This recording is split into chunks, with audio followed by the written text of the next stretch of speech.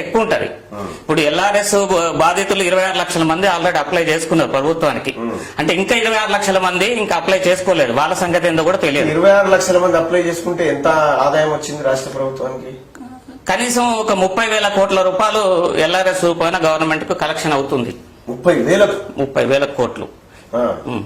ఇప్పుడు బీఆర్ఎస్ వస్తే ఎంత ఎంత అవుతుంది? 1,00,000 కోట్లు దాటుతుంది అన్న సిటీని. అంటే 1,00,000 కోట్లు సిటీ ప్రజల దగ్గర గుంజుతున్నారు. సో ఇది అత్యంత ప్రమాదకరం కదా. చాలా దారుణం. అసలు ఈ జిహెచ్ఎంసీ పరిధిలో ఉన్నటువంటి ప్రతి ఇంటి ఓనరు ఇది గమనించాలి. ఇది నిజము. బీఆర్ఎస్ పార్టీ గనుక ఇప్పుడు జిహెచ్ఎంసీ ఎన్నికల్లో గెలిస్తే గోవిందా అంతే సంగతులు. అంతే. బీఆర్ఎస్ రుద్దుడే, ఎల్ఆర్ఎస్ రుద్దుడే.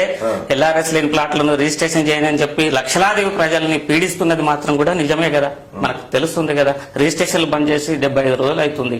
ఒక్కొక్కరు తిండికి లేక ఆత్మహత్యలకు రెడీ అవుతున్నారు పాపం. రియాల్టర్స్ అవసరాలకు అమ్ముకున్న వ్యక్తులు.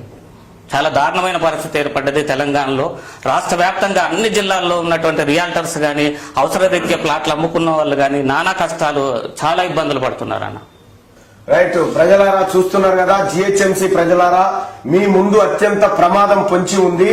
కేసీఆర్ ఎల్ఆర్ఎస్ అయిపోగానే ఈ ఎన్నికల తర్వాత బీఆర్ఎస్ స్కీమ్ తీసుకురాబోతా ఉన్నాడు అని చెప్పి రియల్టర్ల సంఘం రాష్ట్ర అధ్యక్షుడు ప్రవీణ్ అన్న చెప్తా ఉన్నాడు. ప్రవీణ్ అన్న ఈ ఉద్యమం చేస్తా ఉంటే, ప్రజల మీద భారం వేయొద్దని చేస్తా ఉంటే ఆయనను బెదిరించి భౌతిక దాడులు చేస్తామని చెప్పి కేటీఆర్ తన అనుచరులతో హెచ్చరిస్తా ఉన్నాడట. కేటీఆర్ నువ్వు కిందేసి రాసుకున్నా ప్రవీణ్ అన్న ఏం చేయలేవు.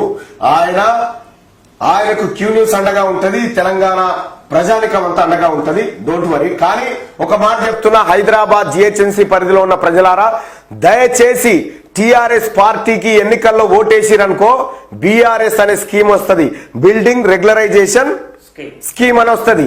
ఈ స్కీమ్ ద్వారా 100 గజాలు ఉన్నటువంటి ఒక ఇంటి ఆయన దాదాపు 2 నుంచి 5 లక్షల రూపాయలు ఉత్త పుణ్యానికే సర్కారు కట్టవలసి వస్తుంది, లేకపోతే కూల్చేస్తారు.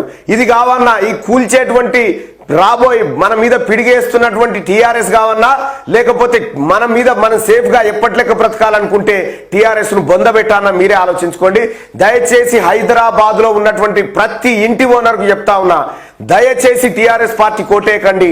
నేను చెప్పిన మాట గతంలో చెప్పినట్టే జరుగుతా ఉంది. ఈ మాట కూడా చెప్తా ఉన్నాం. బీఆర్ఎస్ అనే స్కీమ్ రాబోతా ఉంది. ఈ బీఆర్ఎస్ వచ్చిన తర్వాత మీ చేతిలో ఏమీ ఉండదు.